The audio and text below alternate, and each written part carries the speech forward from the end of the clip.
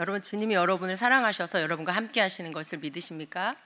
모든 여러분의 삶의 그 반석, 기본이 되는 것, 그것은 바로 주님이 여러분을 사랑하셔서 여러분과 함께 하신다는 것을 믿는 믿음, 그 기초 위에 놓여져야 합니다. 여러분, 무엇을 하든, 일상을 살아가든 예배를 하든 뭘 하든 일을 하든 여러분의 모든 삶의 기본의 그 기초는 하나님은 나와 함께 하시고 나를 사랑하셔 라는 믿음 안에 그 위에서 해야 한다는 것이죠.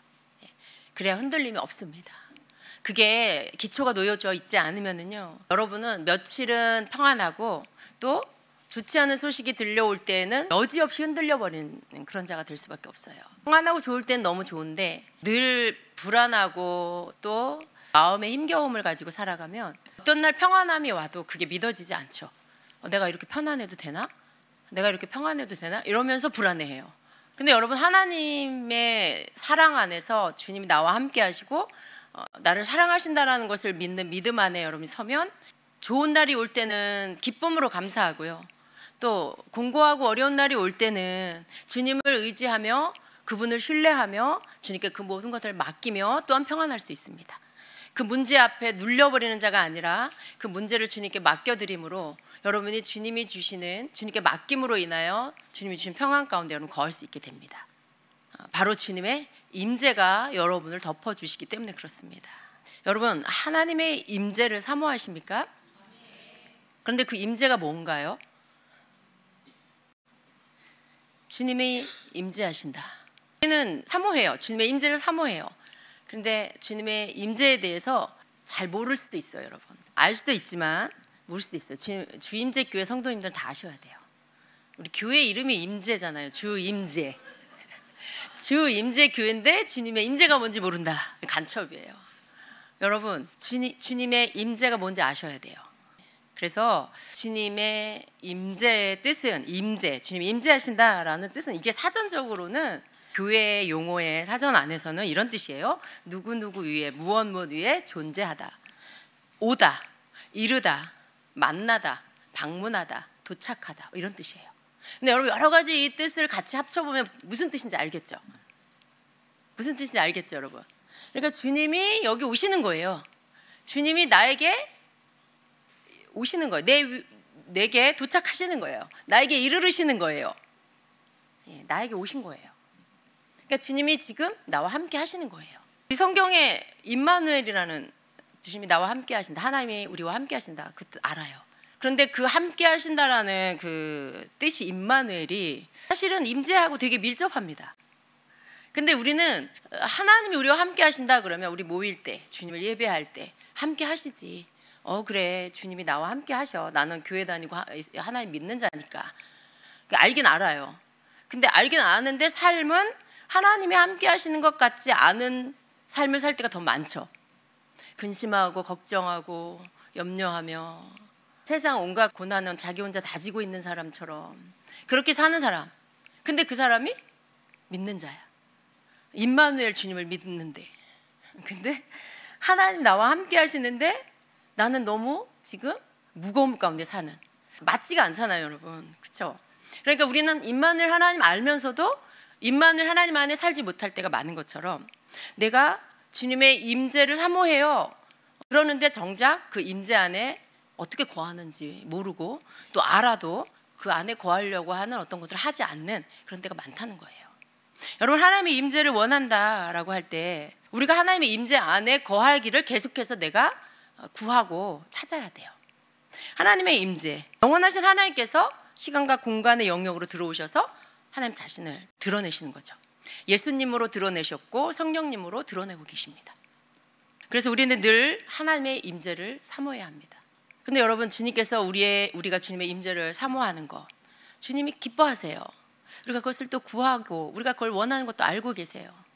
그런데 주님의 임재를 사모하는 자는 주님의 임재를 내가 갈망하면서 주님이 계속 내게 임재해 계시도록 해야 해요.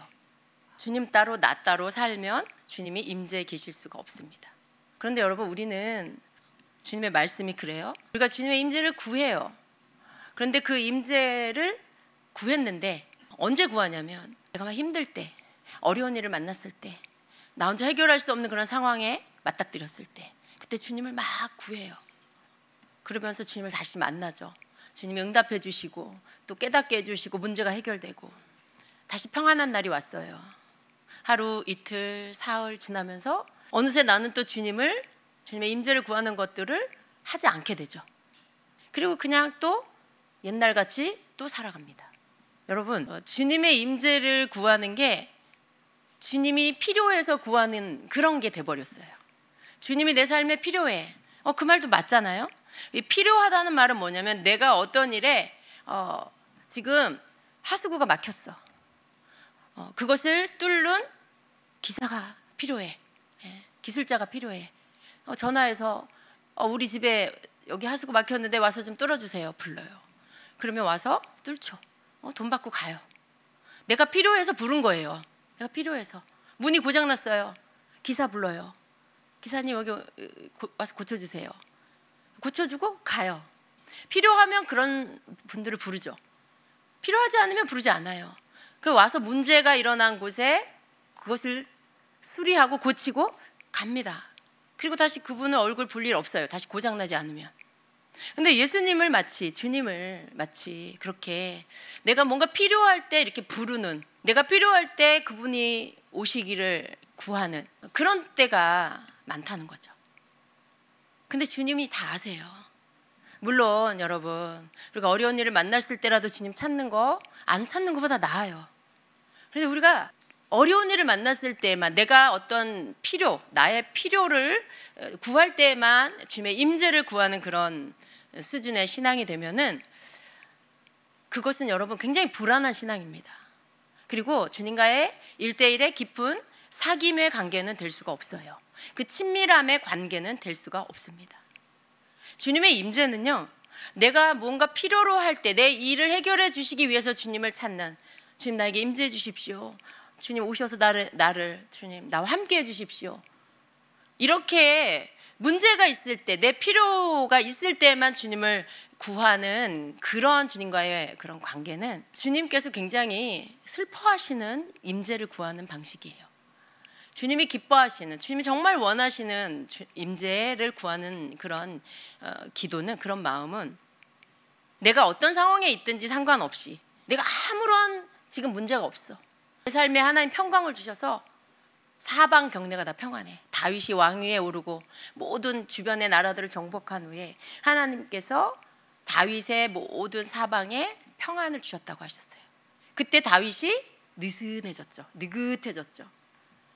그리고 나서 다윗은 주님의 임재를 구하지 않고 자기의 삶 속에 육신의 삶에 빠져서 늦게 오후에 일어나서 옥상에 올라갔다가 저 아래에 자기 신하의 아내가 목욕하는 모습을 보고는 죄에 빠집니다. 우리가 여러분 평안할 때는 주님을 잘 찾지 않는 그런 자가 많아요. 그런 때가 많아요. 근데 우리는 그렇게 평안할 때도 주님을 구하는, 주님의 임재를 구하는 자가 돼야 돼요. 내가 필요해. 문제가 일어났어. 이거 큰일 났어. 내 힘으로 어떻게 할 수가 없어. 주님 도와주셔야 돼. 그래서 막 주님을 찾는 거. 그리고 그 문제가 해결되면 다시 주님을 찾지 않는 거. 주님의 임재를 구하지 않는 거. 그냥 일주일에 한 번씩 교회 가고, 예배 있을 때 교회 가고. 여러분, 주님께서 원하시는 그 임재는요, 그런 것과 상관없이 주님 존재 자체를 사랑하는 거예요. 주님 자신을 우리가 구하는 거예요. 주님이 날 꼭 뭘 도와주시러 오시기를 원하는 게 아니에요. 주님께서 내 문제를 해결해 주시러 오시기를 구하는 그런 게 아니라 주님 존재 자체를 내가 사랑하는 거고, 그분을 내가 사모하는 거고, 그분 만나기를 내가 기뻐하는 거고, 그냥 그분, 내가 예수님께 아무 할 얘기가 없어도 그냥 옆에 함께 계셨으면, 그냥 늘 주님이 내 곁에 계시는, 함께 사는 그러한 존재, 그러한 주님으로 내가 그분을 찾는 거예요. 주님은 우리에게 주님의 임재를 그렇게 구하기를 원하십니다. 그래서 우리가 정말 주님께서 원하시는 그 임재를 구하는 자가 돼야 됩니다. 우리는 점점 처음부터 우리가 그럴 수도 없어요. 아직 신앙이 어리고 주님을 잘 알지 못하고 그럴 때는 우리가 그런 문제를 통해 자꾸 주님을 찾고, 그래서 체험하고 주님이 역사하시는 것들, 응답하시는 것들 체험하고 믿음이 성장하고 말씀이 경험되고 그래서 점점 더 믿음이 성장해서 점점 주님을 더 깊이 사랑하게 되는 신부의 신앙으로 들어가야 됩니다. 주님의 신부의 신앙으로 들어가야 돼요.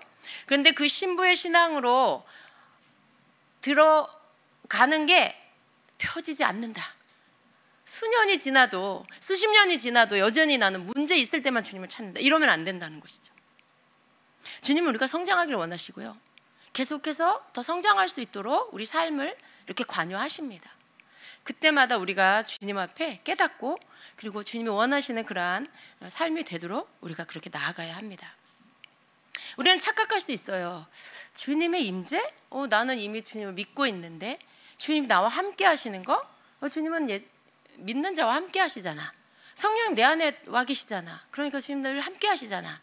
그렇게 생각해요. 그러니까 주님의 임재를 구하십시오. 주님의 임재 안에 거하십시오라고 하면 목사님 우리는 이미 주님 안에 있는 거 아닌가요? 이렇게 말할 수 있어요. 내가 예수님 믿으니까요. 내가 주님 안에 있잖아요. 이렇게 말할 수 있어요. 그런데 여러분 이거 맞는 믿음이에요. 바른 믿음 맞아요. 근데 여러분 내가 예수님을 믿어 난 주님 안에 있어 라고 하는 이 생각 이렇게 생각하는데 정작 그 삶에서는 어때요? 자기 혼자 살 때가 너무 많잖아요. 여러분 오늘 주님과 함께 사셨어요? 주님과 함께 밥을 먹고 주님과 함께 걷고 주님과 함께 일을 하고 주님과 함께 교회에 오시고 그러셨어요? 그러셨어요? 대답이 아닌 사람이 98%인 것 같아. 그래요. 나는 예수님 믿으니까 내 안에 주님이 함께 하세요. 나 교회 다니고. 근데 여러분 우리가 알아야 될 게 뭐냐면 그 믿음과 그거 바른 믿음인데 그 믿음과 내가 주님과 함께 사는 그 임재 안에 거하는 것과 같은 건 아니라는 걸 알아야 돼요. 내가 교회 다니고 내가 예수님 믿으니까 주님이 나와 함께 하셔. 내 안에 거하셔. 그러니까 내가 주님 임재 안에 있어 라고 하는 것과 내 삶에 주님과 함께 있는 것, 함께 사는 것과는 다르다라는 것입니다. 이걸 여러분이 구분하셔야 돼요. 주님은요 함께 살고 싶어 하세요. 내가 너희 안에, 너희가 내 안에 하나됨으로 살고 싶어 하세요. 근데 문제는 뭐냐면 우리가 그 주님이 우리 삶에 함께 하시도록 만들지 않는 때가 너무 많다라는 거예요. 주님은 늘 우리를 바라보세요. 우리에게 눈을 떼지 않으세요. 그런데 우리는 주님 아닌 다른 것으로 이렇게 한눈 팔고 정신 뺏기고 그럴 때 마음 뺏기고 시간 뺏기고 그럴 때가 너무 많아요. 그래서 주님을 잊어버리죠. 주님은 마치 혼자 우리를 바라보고 여러분을 바라보는 혼자 그냥 이렇게 나를 좀 쳐다봐 주기를 바라는 그런 짝사랑하는 사람처럼 여러분을 향해서 네가 언제나 나를 보겠니? 네가 언제나 내게 얼굴을 돌리겠니? 네가 언제나 내 이름을 부를 거니? 언제 부를 거니? 이런 마음으로 우리를 바라보고 계시는 거죠. 여러분 그 사람 교회 다니고요. 주님이 그 안에 예수님 믿기 때문에 그 안에 성령을 받았으면 성령이 계실 거예요. 난 주님 안에 있어 라고 믿겠죠. 그 믿음 안에서 지금 그런데 주님하고는 따로 살고 있는 그런 삶을 살고 있는 모습입니다. 우리가 여러분 사도신경에 나오는 그 창조의 하나님서부터 다시 오실 예수님, 성도가 부활하고 영원히 살 것을 믿는 믿음의 고백을 하는 그 모든 신앙의 고백을 믿으시죠?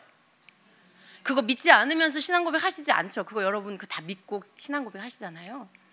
근데 그걸 다 믿는 믿음, 그 믿음에 있다 할지라도 여러분이 일상의 삶에서 주님의 임재가 나 그거 다 믿어. 난 그거 신앙 고백해. 주일날 교회 갈 때마다 그걸로 신앙 고백해. 라고 한다 해도 여러분이 일상 속의 삶에 주님의 임재가 그러니까 난 주님의 임재가 있어. 나에게 주님이 임재하고 계셔. 이렇게 말할 수 없어요. 여러분 이론과 실제가 다르죠. 내가 이론을 다 안다고 해서 내 삶에 그 일이 실제적으로 되어지고 있는 거 아닌 거 아시죠? 내가 그렇게 할 때 그 이론에서 말하고 있는 게 내 삶에 나타나는 것이죠. 마치 그런 것처럼 내가 예수님을 믿어. 내가 사도신경으로 내 신앙을 고백해. 그게 내 믿음이야. 그 이론을 여러분이 믿고 고백한다고 해서 여러분 실제 삶 가운데 아무것도 하지 않으면서 그분이 여러분의 임재, 여러분의 삶에 같이 임재해서 함께 사신다. 다르다는 거죠. 그런데 여러분, 항상 우리가 먼저 예수님 믿는 믿음이 우선돼야 돼요. 그 다음 삶에 임재하셔서 함께하는 그 주님은 그 임재, 그 예수님을 믿는 믿음을 갖고 있는 자, 그것을 전제하는 자에게 임재하시는 겁니다. 함께 사시는 겁니다. 임재라는 뜻에, 그 임재라는 뜻이 의미하는 그거, 위에, 누구누구 위에 존재한다, 오다, 이르다, 만나다, 방문하다, 도착하다라는 이 뜻에서 의미하는 것처럼 주님이 내 삶의 영역 안에 오셔서 나와 함께 계시는 것을 내가 인식하고 의식하고 느끼며 사는 거, 이게 주님의 임재 안에 있는 거예요. 그래서 많은 성도들이요, 예수님을 믿지만 예수님의 임재 안에 살지 못하는 경우가 많이 있다는 거죠. 내가 주님의 임재 안에 있는지, 내가 주님의 임재 밖에 있는지조차도 잘 인식하지 못하는, 그게 뭔지조차도 잘 모르는 때가 많이 있어요. 여러분, 여러분 삶 속에 주님의 임재 안에 있을 때, 그때랑 여러분이 주님의 임재 밖에 있을 때랑 그 차이를 느껴보셨어요? 느껴보신 분도 있을 거예요. 아셔야 돼요. 느껴보셔야 돼요. 내가 주님의 임재 안에 있을 때 내가 어떤 상태인지, 혹은 내가 주님의 임재 밖으로 나왔을 때 내가 어떤 상태인지 여러분이 아셔야 돼요. 난 그것 잘 모르겠어요. 그런 게 있었어요? 여기서 10분 정도가 그런 게 있었어요? 이런 표정으로. 여러분, 정말 그런 게 있었어요? 이러시면 곤란합니다. 아셔야 돼요. 임재 안에 있을 때와 여러분이 임재 밖에 있을 때의 차이가 뭔지 아셔야 돼요. 모르시면 오늘 아시면 될 거예요. 우리가 다윗을 좀 생각해 보겠습니다. 다윗이요, 아까 제가 다윗 얘기 잠깐 했는데요, 자신의 부하 우리아의 아내를 취했어요. 남의 아내를 빼앗았어요. 그리고 그 우리아를 죽였죠. 전쟁에, 아주 극렬한 전쟁터에 일부러 내보내서 죽게 했어요. 근데 그런 죄를 짓고 다윗이, 그리고 우리아를 불러서 자기 아내를 삼았죠. 근데 이 일에서 하나님 다 보셨어요. 하나님 다윗을 사랑하셨죠. 그런데 그러한 죄를 범한 다윗, 누군가가 그에게 와서 죄를 깨닫게 해줄 때까지는 자기가 뭘 잘못했는지조차 깨닫지 못했어요. 왜 그랬을까요? 그가 주님의 임재를 간절히 사모하지 않았었던 것 같아요. 어느 기간 동안. 나단 선지자가 와서 하나님의 말씀을 전해줍니다. 그리고는 다윗은 깨닫고 그리고 하나님 앞에 회개하며 나아갑니다. 그리고 이런 기도를 올리죠. 시편 51편은 그것을 회개하는 기도의 시편이에요. 근데 그 중에 이런 말씀이 있어요. 51절에 주님 앞에서 나를 쫓아내지 마시며 주님의 성령을 나에게서 거두어가지 말아주십시오 라고 말씀해요. 여러분, 주님 앞에서 나를 쫓아내지 말아달라고 구하고 있어요. 주님의 성령을 내게서 거두어가지 말아달라고 구하고 있어요. 근데 여러분, 이런 기도를 여러분 하신 적 있나요? 이런 기도를 하신 적 있어요? 내가 주님의 임재 밖으로 쫓겨날까? 내가 주님의 임재 밖으로 쫓겨날까 봐 내가 죄를 지고 주님과 뭔가 단절되고 주님의 임재가 내게서 벗어진 것 같고, 죄를 깨닫고 나서 어떻게 해요? 주님, 나를 떠나지 마소서. 주님의 임재를 내게서 거두지 마소서. 주님의 성령님 내게서 떠나지 마소서. 주님 앞에서 쫓겨난다는 것은 그게 뭘 말하는 거예요? 주님 앞에서 나를 쫓아내지 마시옵소서. 다윗은요, 자신의 범죄로 인하여서 다른 어떤 것보다도 하나님과 단절되는 것을 두려워했어요. 임재 밖으로 쫓겨나는 것은 하나님과 단절되는 거예요. 우리가 죄를 지을 때 하나님의 임재가 우리에게서 거두어집니다. 왜냐하면 거룩한 하나님이시기 때문에, 거룩하신 하나님의 영이신 성령께서 죄를 범한 상태에 우리에게 머물러 계실 수가 없어요. 그래서 주님의 임재가 우리에게서 거두어집니다. 에덴 동산에서의 우리의 그 모습을 한번 생각해 보면요, 아담과 하와, 그들이 죄를 범죄하기 전에는 날마다 하나님을 만나고 거기 에덴 동산을 거닐며 산책하고 대화하고 교제했어요. 날이 서늘할 때 주님이 동산을 거니시며 아담을 찾으시잖아요. 여러분, 그건 그냥 동산에서의 일상이었던 거예요. 에덴 동산에서의 일상. 그날도 하나님은 아담과 산책하기 위해서 오신 것 같아요. 그리고 그 동산을 거니시면서 아담을 찾으신 거죠. 그런데 아담이 보이지 않아요. 아담이 어디에 있었어요? 나무 뒤에 숨어 있었어요. 모습은 어땠어요? 원래 에덴 동산에서의 아담과 하와의 모습은 뭐예요? 그냥 자연인 모습 그대로, 하나님이 창조하실 때 모습 그대로 예요. 벌거벗은 모습이에요. 그런데 죄를 짓고 아담은 옷을 만들어서 입어요. 무화과 나무 잎으로 치마를 엮어서 몸을 가립니다. 그리고는 하나님 앞에 나타나지 못하고 나무 뒤에 숨어 있습니다. 하나님께서 동산을 거니시면서 아담과 함께 산책하시려고 아담을 찾으셨겠죠. 아담아, 네가 어디 있느냐 부르셨겠죠. 하나님 다 알고 계셨을 거예요. 근데 아담이 나타나지 못해요. 그 에덴 동산에서 아담은 날마다 하나님과 만나고 하나님과 교제하고 그렇게 하나님의 임재 안에 살았던 것입니다. 그런데 죄를 범하고 나서는 그게 딱 끊어졌어요. 단절됐어요. 하나님이 끊으셨다는 게 아니라 자기 스스로가 죄로 인하여 두려움이 들어오고 또 수치와 부끄러움이 들어오고, 그러니까 어떻게 해요? 가리우고 싶은 거죠. 마치 육신의 부끄러운 것을 부끄럽다 느끼고 가리우고 그런 것처럼 자기 자신을 감추고 싶어진 거죠. 이게 죄가 주는 수치입니다. 죄가 우리에게 주는 두려움이에요. 근데 그게 들어오니까 어떻게 해요? 거룩하신 하나님 앞에 나아가기가 두려워져 버린 거죠. 하나님 앞에 나아가는 것들이 이제는 자신이 없고 두렵고 그런 마음이 자동적으로 죄로 인하여 들어온 것입니다. 그리고 하나님 앞에 나가서 이렇게 말합니다.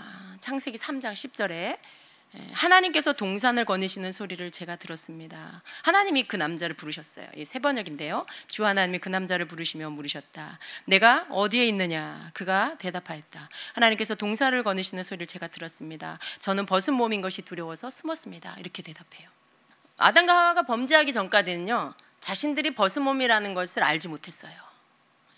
그런데 죄를 범하고 나서는 벗었다는 것을 인식하게 됩니다. 그 눈에 보이는, 범죄하고 나서는 자기 육신의 눈에 보이는 자신의 육신이 눈에 가장 먼저 들어온 거예요. 그전에는 그게 안 보였을까요? 보이긴 보였지만 그게 부끄럽다, 감추고 싶다, 두렵다 이런 생각으로 보이지 않았죠. 그런데 죄를 짓고 나니까 내 육신의 눈에 보이는 것만 보이는 거예요. 내 영의 눈에 보이는 거는 다 벗겨져 버리고 내 육신의 눈에 보이는 것만 보이는 거예요. 그리고는 하나님의 임재 밖으로 나와버리게 된 겁니다. 왜요? 죄를 지고 나니까. 하나님의 임재 밖으로 나와버리게 되니까 이제는 현실만 보이는 거예요. 여기 존재하고 있는 것들만 보이는 거죠. 주님이 보이지 않아. 임재가 안 느껴져. 그분 안에서의 이렇게 눈에 이렇게 현실적으로 존재하지는 않지만 보이는 것들이 있죠. 영의 세계 안에서 그런 것들이 보이지 않게 된 것이죠. 여러분, 아담이 굉장히 지혜로웠던 거 아시죠? 모든 동물과, 저는 식물의 이름도 아담이 다 지었을 것 같아요. 모든 동물들의 이름을 아담이 다 줬어요. 여러분, 그거 할 수 있을까요? 여러분에게 하라면 하실 수 있어요? 이름 짓는데 아마 몇 년이 걸리지 않을까? 그 동물들, 그 모든 그 생명체들 이름 짓는데 어떻게 그 적절한 이름을 질까요? 어떻게 그 생김에 딱 맞게, 누가 봐도 그 이름 딱 맞다. 기린이 얼마나 딱 맞는 이름인지, 코끼리는 코끼리가 얼마나 딱 맞는 이름인지, 하마는 하마가 얼마나 하마스러운 이름인지, 그죠? 어떻게 그렇게 지혜롭게 그 이름을 줬을까? 하나님의 임재 안에 있기 때문에 그런 거예요. 하나님의 임재가 그 안에, 마치 아기가 엄마 뱃속에 있을 때 양수 안에, 그 막 안에 씌워져서 그 안에 있을 때 안전하고 엄마의 모든 것들을 공급받는 것처럼 하나님의 임재 안에 있으니까 하나님의 지혜가 오고 하나님의 총명이 오고 그런 어떤 것들이 그냥 저절로 떠오르고 알아지고, 그러니까 그것이 말하는 것이 그냥 다 이름이 된 거죠. 하나님의 창조하시는 능력이 아담에게 있어서 아담도 또 그렇게 하나님 창조해 오신 것들의 이름을 창조하는 그런 것들을 할 수 있었던 거죠.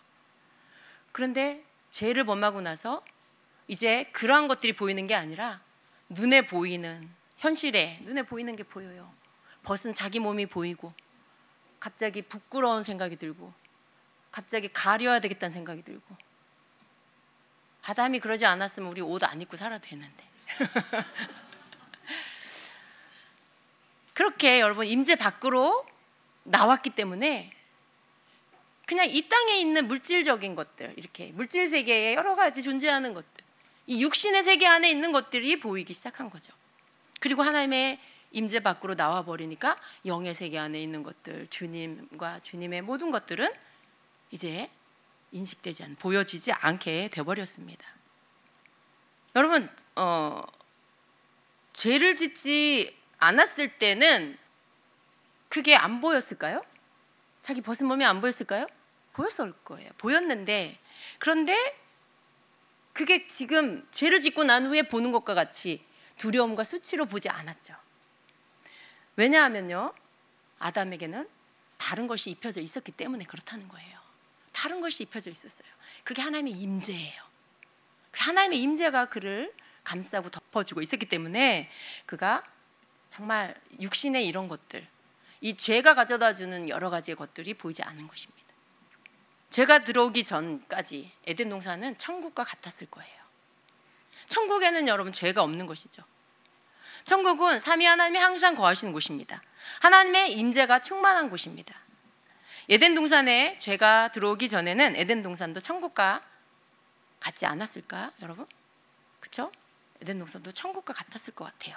에덴 동산에도 하나님의 임재가 충만했을 것입니다. 거기에는 부끄러움이나 어떤 두려움이나 수치 이런 것들이 없었던 거죠. 그게 뭔지조차도 알지 못하는 그런 상태로 있었을 거예요. 왜 그래요? 거기에는 하나님의 임재가 충만하기 때문에, 하나님의 임재가 그 에덴 동산을 덮고 있었기 때문에 그렇다는 것입니다. 여러분, 죄는 언제나 우리를 이렇게 하나님의 임재 밖으로 나오게 만들어요. 죄는 우리에게 덮여 있는 하나님의 임재가 벗어지게 만듭니다. 우리를 덮고 있던 주님의 임재가 벗어지면요, 세상 것이 물밀듯이 우리에게 들어오는 거예요. 여러분, 은혜의 충만, 성령 충만 이런 용어들 잘 아시잖아요. 여러분이 그런 상태에 있을 때는요, 뭐 이렇게 걱정거리가 있고 뭐 문제가 있어도 그게 크게 문제되지 않아요. 아, 주님이 해결하실 거야. 그게 확신이 되고 믿어져요. 근데 은혜가 떨어지고, 우리가 소위 말하는 은혜가 떨어지고 성령님의 충만함을 잃어버리면 그때는 어떻게 돼요? 그냥 눈에 보이는 대로 보고 현실에 보이는 것들의 크기대로 그것들을 내가 느끼고, 아니 그것보다 더 크게 느끼죠. 아직 일어나지도 않은 일까지 생각하면서 걱정하고 염려하잖아요. 이게 현실만 보게 되는 일들이 생겨요.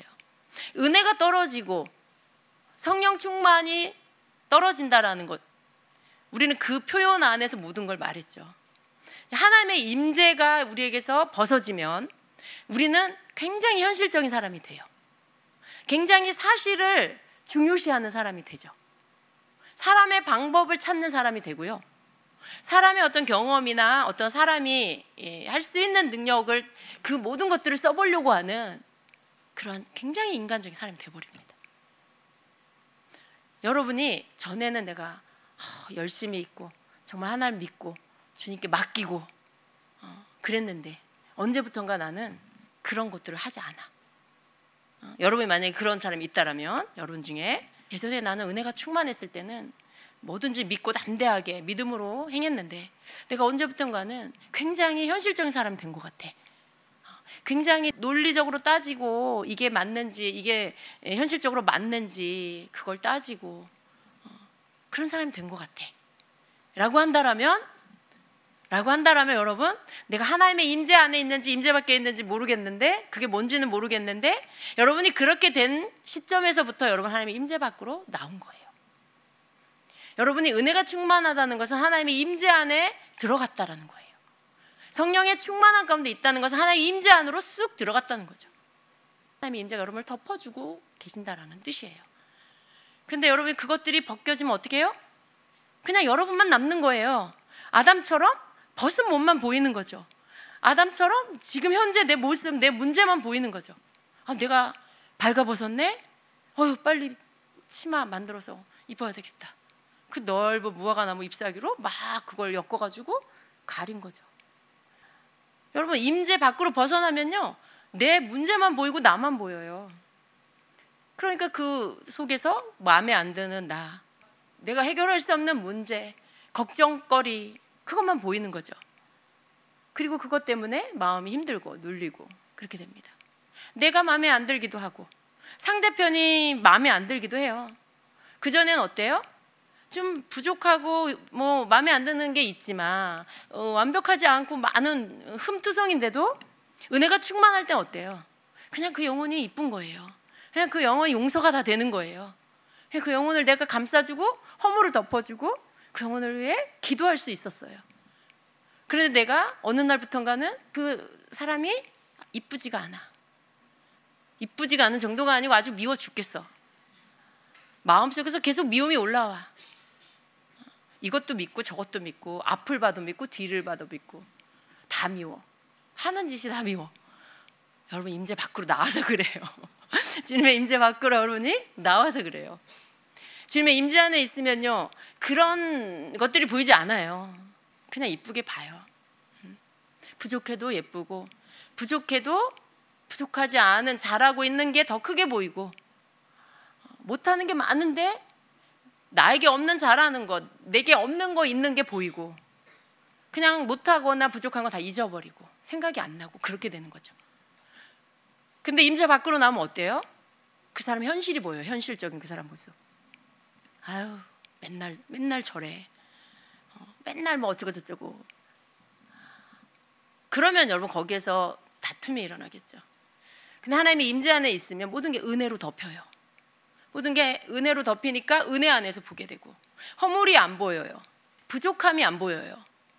그냥 있는 모습 그대로가 예쁘게 보이고 사랑스럽고 이렇게 바뀌어집니다. 여러분이 만약에 지금 특별히 여러분 가정 안에서, 그전에는 안 그랬는데 지금은 여러분의 배우자나 자녀가 아주 이쁜 구석이 하나도 없어. 뭐 하나 조그만 게 밉기 시작했는데 점점 미워지는 게 점점 많아져. 그런 분, 여러분 임재 밖으로 나왔음을 깨달으시기를 바랍니다. 여러분이 임재 밖으로 나와서 그래요. 하나님의 임재가 벗어졌어요. 여러분 안에 성령님이 계시고 교회를 다니고 예배를 드리지만 일상 가운데 임재하시는 주님을 놓쳤어요. 여러분이 그 주님이 여러분의 임재를 덮어주신 주님이 그 임재 밖으로, 다윗이 말한 것처럼 나를 주님의 임재에서 쫓아내지 말아 주십시오. 여러분 그런 기도 해본 적 없잖아요, 그죠? 죄를 졌어도 그런 기도 한 적 없죠. 그냥 죄를 졌으면 또 깨달으면 회개하고 끝이에요. 물론 하나님이 용서해 주세요. 그런데 주님의 충만한, 이전에 내가 충만했을 때 그 임재를 누리려면 그런 모든 잃어버리고 빼앗긴 것들을 회복해야 돼요. 하나님, 저 그거 잘못했어요. 이걸로 끝이 아니에요. 죄는 하나님 회개하면 용서해 주세요. 그러나 관계의 친밀함은요, 여러분이 죄를 짓거나 그러면 그때마다 관계의 친밀함이 점점 소멸돼요. 그걸 다시 여러분 얻어야 돼요. 여러분의 것을 다시 찾아야 돼요. 여러분 친구나 여러분의 가까운 사람하고 굉장히 친밀했는데 어떤 일들로 실망을 주고 그리고 관계가 금이 갔어요. 근데 여러분 내가 사과를 하고 화해를 했어요. 그러면 관계는 풀어졌지만 그 친밀한 관계가 옛날하고 똑같아지나요? 옛날에 그 모든 것들을 믿어주고 서로 신뢰했던 그 관계가 회복이 되나요? 그렇게 되려면 또 오랜 시간이 또 지나야 돼요. 또 내가 그에게 신뢰를 줄 수 있는 시간들이 지난 다음에 다시 그것이 조금씩 회복되는 거죠. 하나님과의 우리의 관계 안에 하나님이 여전히 우리를 사랑하시고 우리가 회개할 때 용서해 주시지만 하나님과의 친밀함 안에서의 모든 것들, 그분과의 그 관계 안에서의 아주 친밀한 그런 것들은, 다윗 보세요 여러분. 죄를 깨달으면요 하나님 앞에 철저히 가난한 심령으로 나가서 구구절절 자신의 그 죄악됨을 고백하면서 하나님 앞에 회개하며 눈물로 주님 앞에 나가요. 그리고 자기에게 가장 소중한 게 뭔지를 고백합니다. 그건 뭐냐면 하나님의 임재 안에 머무는 거예요. 그건 뭐냐면 성령님을 소멸하지 않는 거예요. 그걸 막 간절히 구할 때 하나님이 기도를 들어주시죠. 그렇지만 여러분, 다윗은요, 용서를 받았고 하나님과 관계는 회복됐지만 자기가 지은 죄에 대한 보응은 받습니다. 우리가 회개를 해도 용서를 받아도 우리가 잘못한 죄에 대한 대가를 치른다는 걸 아셔야 돼요. 다윗은 그 밧세바를 취하는 음란의 죄 때문에, 그리고 그 남편 우리아를 죽인 그 살인의 죄 때문에 그 가정에 피바람이 불어요. 그 가정의 자녀들이 서로 죽이고, 그리고 나중에 어떻게 해요? 압살롬 아들이 아버지를 왕의 자리에서 쫓아내는, 반역을 일으키는, 피바람을 일으키는 이러한 일들, 그런 일들이 일어나요. 왜 그래요? 그 죄로 인해서 그런 거예요. 하나님 그를 용서하셨지만 그 죄에 대한 대가를 받게 하셨습니다. 여러분, 우리가 하나님 앞에 하나님의 임재를 놓쳤을 때에 그것을 다시 되찾고, 그것을 다시 되찾는다는 것은 곧 하나님과의 친밀감을 다시 회복하는 거예요. 거기 안에는 깊이 주님 앞에 내가 겸손한 마음으로 주님이 내게 어떤 분인지를 구하며, 주님과의 그런 관계 안에 내가 가장 소중히 여기는, 내 삶에 가장 소중히 여기는 게 뭔지를 고백하며 주님을 붙잡는 거예요. 주님을 찾는 거예요. 내게서 나를 주님의 임재에서 쫓아내지 말아주세요. 그건 주님의 주권에 달려있다라는 고백이잖아요. 사실은 내가 죄를 짐으로 그렇게 주님과의 관계에 금이 갔어요. 주님이 쫓아낸 게 아니고 내가 뛰쳐나온 거죠. 그죠?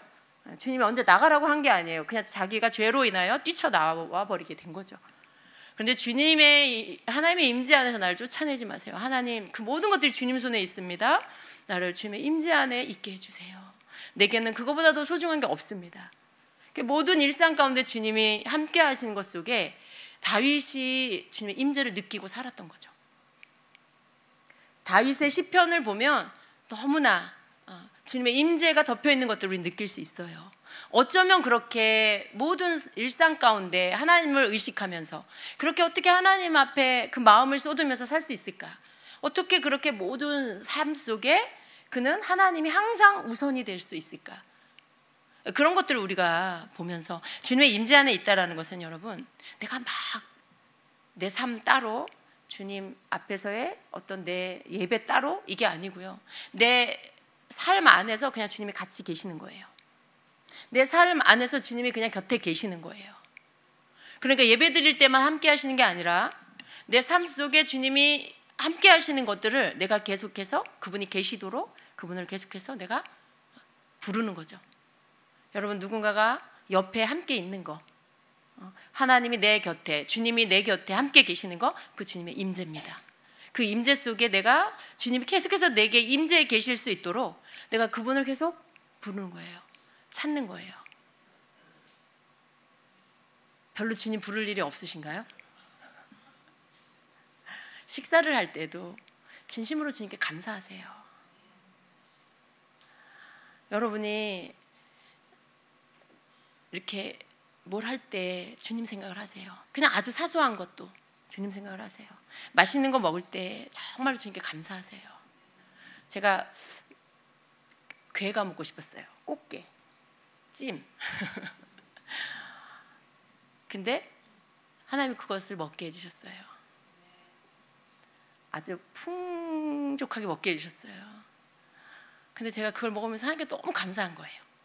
하나님, 어떻게 이렇게 맛있는 걸 창조하셔가지고, 이렇게 맛있는 꽃게를 이렇게 창조하셔가지고 저로 이렇게 이걸 먹을 수 있게 해주시나요? 하나님 진짜 감사해요. 저를 위해 꽃게를 만드셨군요. 막 이러면서 그러면서 그걸 먹었어요.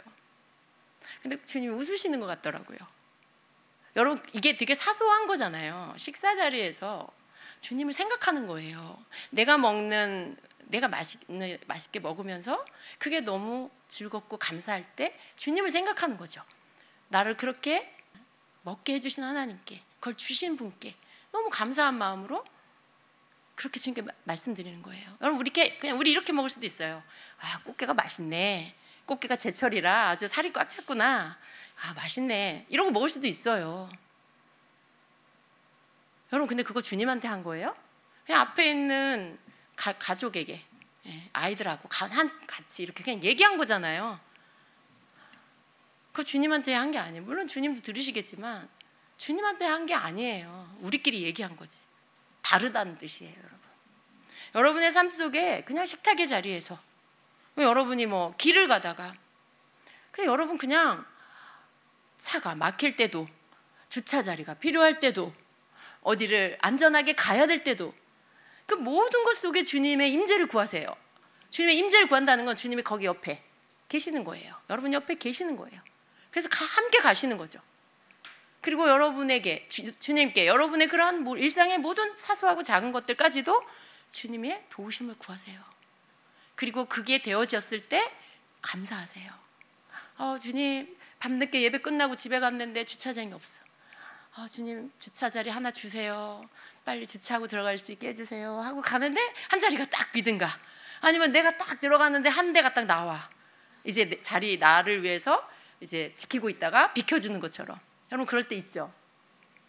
전철을 탔는데 다리가 너무 피곤한데 하나님 저 앉아서 갈 수 있게 해주세요 하는데 내 앞에 있는 사람 혹은 내 앉을 수 있는 가까이에서 다음 역에서 내려. 여러분 그거 주님이 하시는 거예요. 저는 그렇게 믿어요. 왜냐하면 주님께 그것을 말씀드렸잖아요. 나와 함께 하시는 주님께서 내가 하나님께 말씀드리는 거, 주님께 말씀드리는 거 들으시고 들어주시는 거죠. 왜냐하면 내가 주님을 인식하고 있으니까. 그걸 주님이 하실 수 있는 분이라고 내가 믿으니까 그 믿음대로 해주시는 거죠. 주님의 임재는 이런 거예요. 그냥 내 삶에 내가 이렇게 움직이는 곳에, 내가 생활하는 곳에 거기에 주님이 계시도록 하는 거. 거기에 주님이 계시도록 하는 거.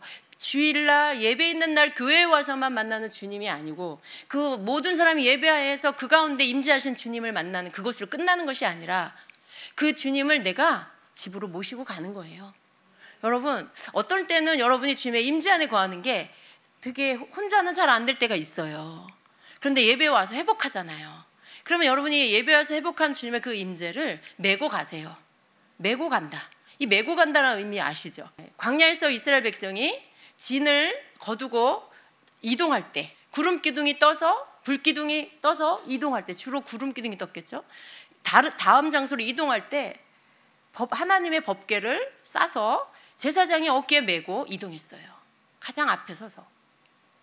하나님의 법궤는 하나님의 임재를 상징합니다. 이스라엘 백성들 가운데 임재에 계신 하나님을 상징해요.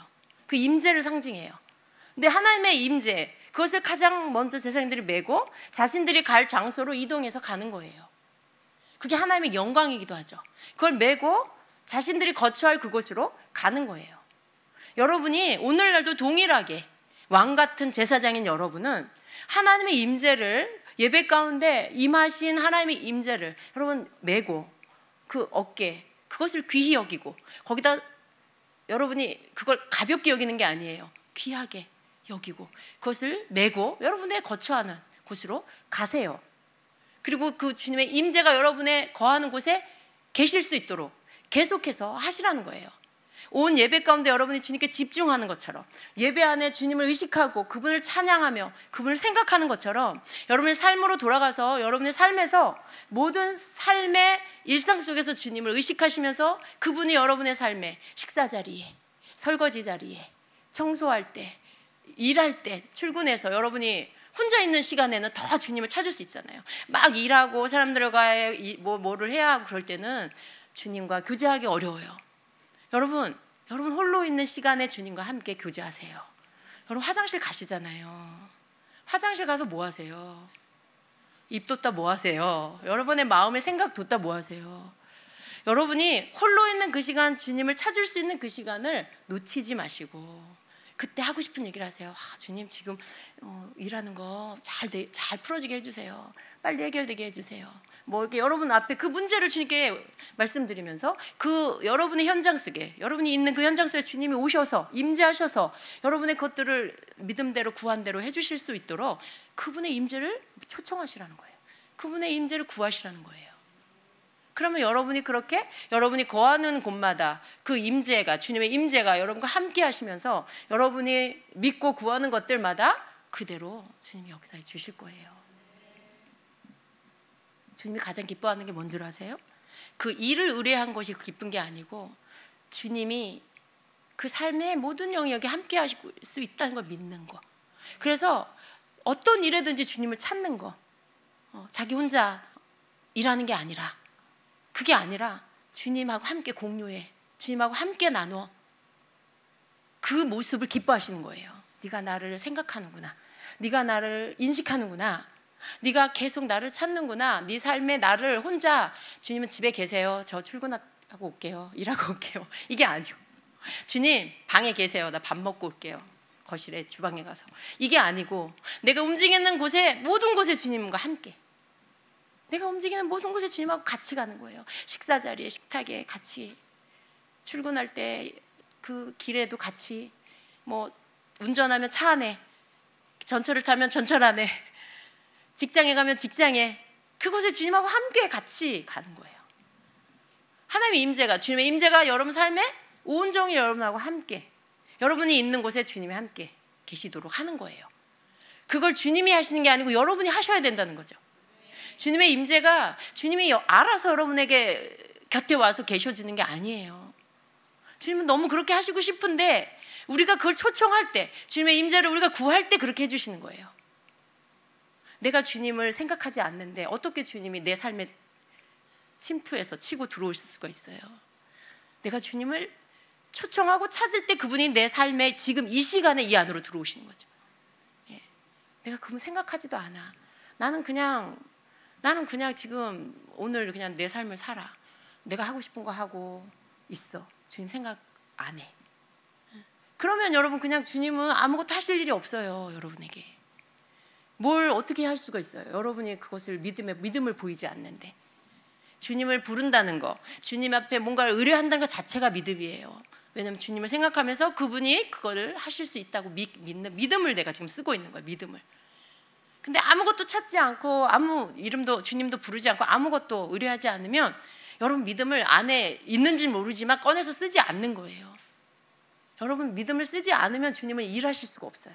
하늘나라의 모든, 주님 나라의 모든 것들은요 믿음으로 쓰는 거예요. 믿음으로 구원을 얻고요, 믿음으로 하늘 문을 열고요, 믿음으로 우리가 천국에 들어가기도 하고 나오기도 하고, 믿음으로 죽은 자를 살리기도 하고, 믿음으로 병든 자를 고치기도 하고, 그럼 모든 일들이 믿음으로 하는 거예요. 왜 큰 일만 생각해요, 여러분? 왜 아주 암병 환자는 손을 얹어 기도하며 믿음이 필요해. 근데 내가 식탁에서 주님을 찾는 건 믿음이 필요하다고 생각하지 않는 거죠. 주차 자리 하나 구하는 것에 믿음이 필요하다고 생각하지 않기 때문에 주님을 찾지 않아요. 그건 내 일이고, 그것까지 주님 앞에, 거기까지 주님 생각을 하지 않아요. 근데 주님의 임재가 여러분 삶 모든 곳에 임할 수 있도록 하기 위해서는 여러분이 믿음을 꺼내서 써야 돼요. 모든 일에. 그러면 그 모든 믿음이 쓰여지는 곳마다 주님의 임재가 있어요. 주님이 함께 하세요. 주님이 나타나 주시고 내가 구한 것들에 대하여 내 믿음대로 역사해 주십니다. 그렇게 주님의 임재를 여러분 삶 가운데 가지고 올 수 있어요. 그리고 주님은 그것을 기뻐하신다라는 것입니다. 여러분 우리는요 혼자 살면 안 돼요. 혼자 사는 거 좋아하세요? 특히 우리 혼자 오랫동안 사신 분은요 누가 옆에 있는 걸 별로 안 좋아하는 것 같아요. 누가 같이 한 공간에 있는 게 익숙하지 않아서. 그러니까 어쩌면 주님의 임재 연습이 잘 안 될 수도 있어. 근데 여러분 주님이에요. 사람이 아니고 여러분을 위해 생명을 내주신 사랑하는 주님이십니다. 그분이 여러분 삶에, 교회에서만이 아니고 여러분 삶에 가장 작은 곳에서, 그곳에도 임하셔서 여러분에게 여러분 구하는 것뿐만 아니라 여러분 삶에 또 생각나게 하시고 여러분을 터치하시고 여러분을 깨우쳐 주셔서 여러분에게 고쳐야 될 부분, 바꿔야 되고 여러분이 하지 말아야 될 것 혹은 해야 할 것들에 대해서 깨닫게 하시고, 그래서 여러분을 이렇게 고쳐주셔서 아름다운 모습으로 빚어질 수 있도록 여러분이 주님의 임재를 초청해야 하는 것입니다. 하나님의 임재를 사모하는 영혼에게 그분의 임재가 임하는 거예요. 여러분 하나님의 임재를 사모하는 여러분 되시기를 축복합니다. 하나님의 임재에 대한 인식을 좀 바꾸시기를 바랍니다. 하나님이 나와 함께 하신다는 이런 이론적인 이 생각 안에 머물러 계시지 마시기 바랍니다. 하나님의 임재가 여러분의 삶에 실제가 되게 하시기를 축복합니다. 왜냐하면 그분은 살아계시고요 역사하시는 분이세요. 그분은요 보시기도 하고요 들으시기도 하고요 느끼시기도 하고, 그 느낌 안에 슬퍼하시기도 하고 기뻐하시기도 하고, 언짢아 하시기도 해요. 때로는 진노하시기도 해요.